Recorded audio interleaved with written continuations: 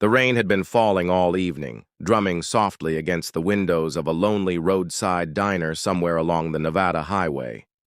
The neon sign outside flickered, half dead, casting an eerie glow across the wet asphalt. Inside, a few travelers sat quietly, sipping coffee and pretending not to notice the storm, or each other. Then, the distant rumble of engines broke through the silence. Within moments, 6 heavy motorcycles appeared out of the darkness, their headlights slicing through the rain. The roar grew louder as they pulled up in front of the diner. The door swung open with a metallic clang, and in walked a group of men in leather jackets, patches reading "Hell's Angels," shining under the dim lights. Conversation stopped. Forks froze midair. Even the jukebox seemed to fall silent. The waitress, a middle-aged woman with tired eyes, swallowed hard. She'd heard stories about these bikers, rough, dangerous, unpredictable. Everyone in the diner watched them take their seats, their presence filling the small room like a storm cloud. In the corner near the window sat a small girl no older than 10.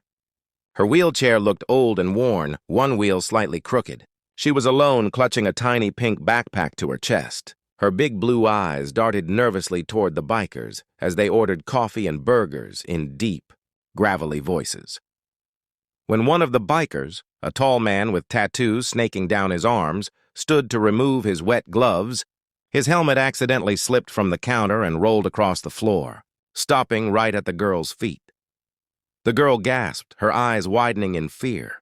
She tried to move back, but her legs wouldn't obey. Tears filled her eyes as she stammered, "Please, don't hurt me. I can't move."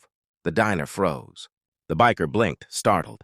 Slowly, he crouched down, picking up his helmet. His voice, deep but unexpectedly gentle, broke the heavy silence. "Hey, sweetheart," he said softly.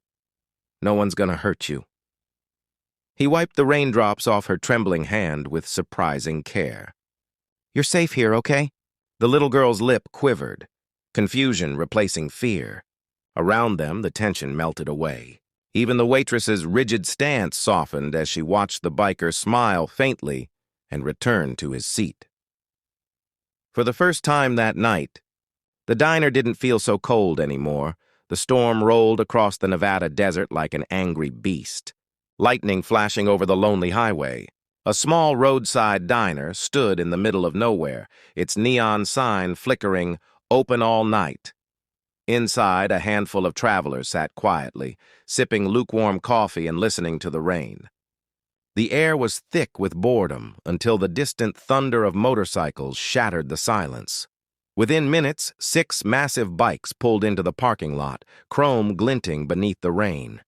The rumbling engines stopped, replaced by heavy boots splashing through puddles. The door swung open and the temperature seemed to drop. A group of Hell's Angels entered, drenched in rain and wrapped in black leather. Their patches and tattoos spoke of danger. Their mere presence made everyone in the diner freeze. The waitress paused mid-step, her hand trembling as she refilled a cup. Even the cook peeked out from the kitchen, eyes wide. These men didn't belong in quiet little diners. They belonged to the road, to chaos, to stories whispered in fear. In a small corner near the window sat a girl, no older than 10, alone. Her wheelchair was old and squeaky, one wheel bent. She kept her eyes low, clutching a worn pink backpack. Her face was pale, her hair damp from the rain that must have followed her in. The bikers ordered food, their voices rough but calm. One of them, a tall man with a shaved head and arms covered in ink, set his helmet on the counter. But as he turned, it slipped and rolled across the floor, stopping right beside the little girl's wheelchair. The girl flinched, her whole body trembling. Her voice came out shaky and small. "Please, don't hurt me. I can't move." The diner went dead silent. The biker stopped cold, staring at her with confusion and something else, pain. He slowly knelt down, water dripping from his jacket, and picked up the helmet. Hey, it's okay," he said gently. "No one's gonna hurt you, sweetheart." The girl blinked through her tears, surprised. The biker smiled softly, brushing a strand of wet hair from her face. "You're safe here, I promise." And for the first time since they walked in, The diner felt warm again. The monsters everyone feared weren't monsters at all.